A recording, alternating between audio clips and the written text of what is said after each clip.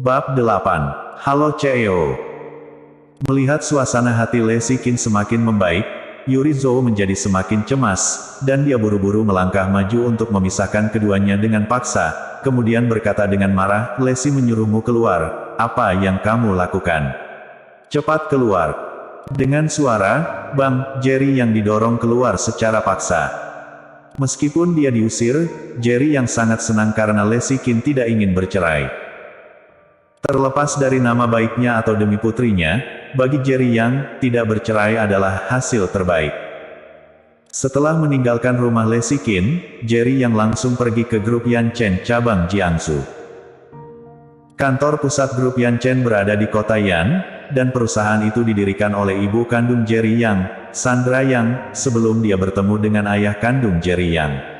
Tapi ketika hubungan mereka terungkap, keluarga Yuen secara paksa mengambil alih perusahaannya. Setelah keluarga Yuen mengetahui status Jerry Yang di perbatasan utara, mereka baru mengembalikan grup Yanchen ke Jerry Yang. Berdiri di bawah gedung grup Yanchen, Jerry Yang memiliki ekspresi sedih di wajahnya, tetapi ketika dia memikirkan penghinaan yang diderita ibunya, ada ledakan kemarahan di hatinya. Suatu hari, aku akan pergi mengunjungi keluarga Yuen secara pribadi. Kemarahan di mata Jerry yang berangsur-angsur padam. Saat ini, sebuah Maserati putih diparkir di tempat parkir grup Yanchen, dan seorang wanita berjas formal keluar dari mobil. Wanita ini adalah adik ipar Jerry Yang, Yumi Qin.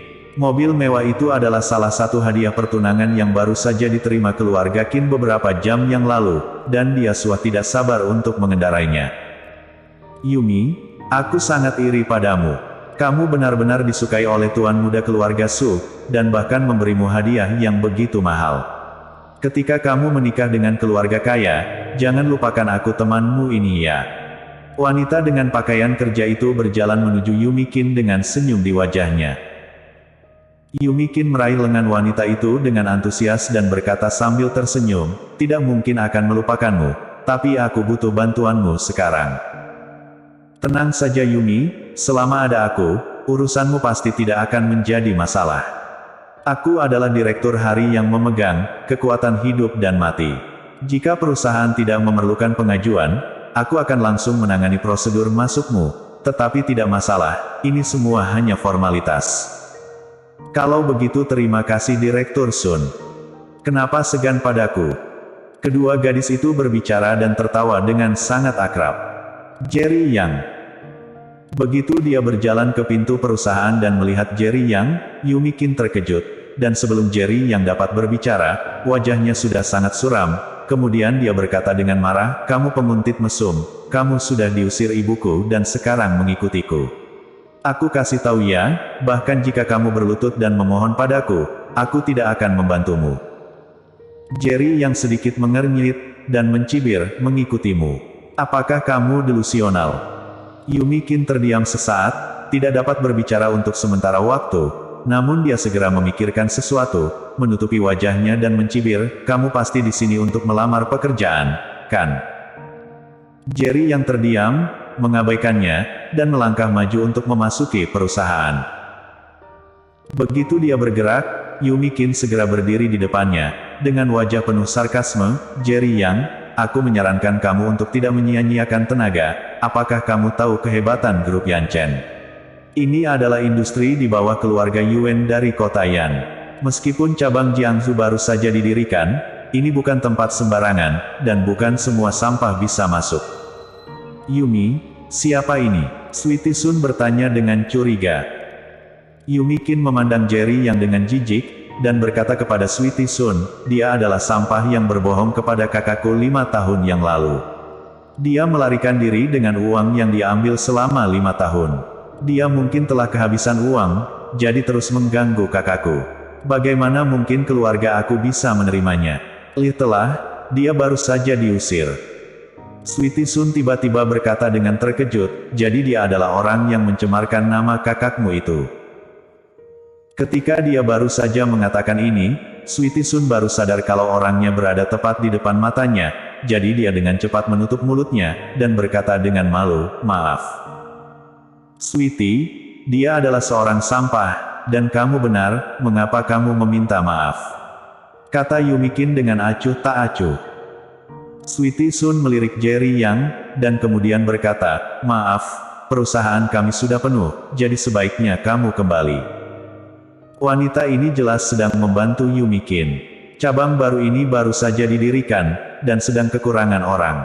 Bagaimana mungkin kapasitas staf sudah penuh?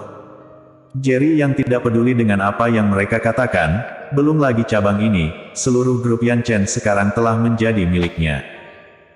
Bahkan jika tidak ada grup Yanchen, sumber daya dan kekayaan yang dia miliki juga jauh melebihi milik keluarga Yuan. Jerry yang mengabaikannya, dan hendak memasuki perusahaan. Sweetie Sun tiba-tiba menjadi panik dan melangkah maju untuk menghalangi Jerry Yang, mengapa kamu seperti ini? Aku sudah mengatakan bahwa grup Yanchen tidak lagi merekrut, mengapa kamu tetap ingin masuk?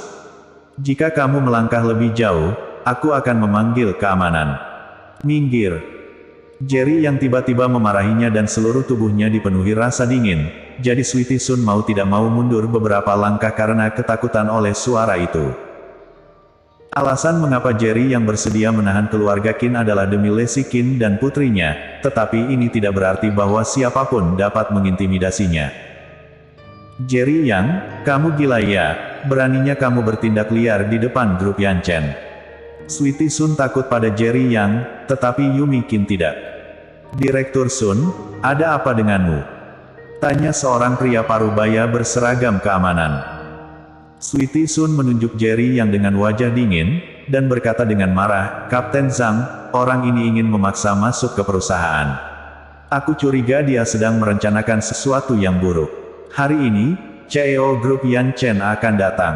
Jika kalian membiarkan orang yang tidak relevan masuk, bisa-bisa kalian kehilangan pekerjaan.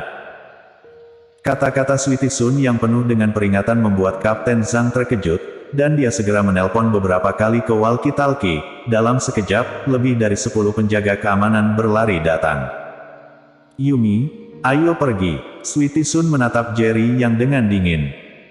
Lacey Qin tampak bangga dan memandang Jerry yang dengan tatapan penuh hina, jika kamu ingin bekerja di grup Yanchen, jangan pernah memikirkannya dalam hidupmu. Setelah mengatakan itu, dia mengikuti Sweetie Sun dan pergi. Nak, ini bukan tempat di mana kamu bisa macam-macam, keluar dari sini. Kata Kapten Zhang dengan arogan. Jerry yang menyipitkan matanya sedikit, dan berkata dengan dingin, kalian mengusirku bahkan sebelum mengetahui siapa aku dan untuk apa aku di sini. Apakah ini cara kerja kalian sebagai penjaga keamanan? Kapten Zhang mengerutkan kening, Direktur Sun mengatakan bahwa kamu memiliki maksud buruk, jadi apa masalahnya jika aku mengusirmu? Jadi kamu mempercayai semua hal yang dia katakan. Apa kamu sangat suka menjadi anjing orang lain? Ekspresi di wajah Jerry yang telah menghilang, dan suaranya menjadi dingin. Saat kata-kata ini keluar, semua satpam tercengang. Nak, kamu mencari mati. Kapten Zhang sangat marah, dan berteriak, tangkap dia, pukul bajingan ini sampai mati. Pada saat ini, tiba-tiba sebuah Audi A8 hitam berhenti di depan Yanchen Group. Seorang pria parubaya dengan jas dan sepatu kulit keluar dari mobil dengan tergesa-gesa. Selamat datang, CEO Luo. Petugas keamanan dengan cepat berdiri tegak. Namun, CEO Luo bahkan tidak melihat mereka sama sekali. Dengan wajah penuh kepanikan, dia berlari ke Jerry Yang, dan kemudian membungkuk, selamat datang, CEO. Bersambung.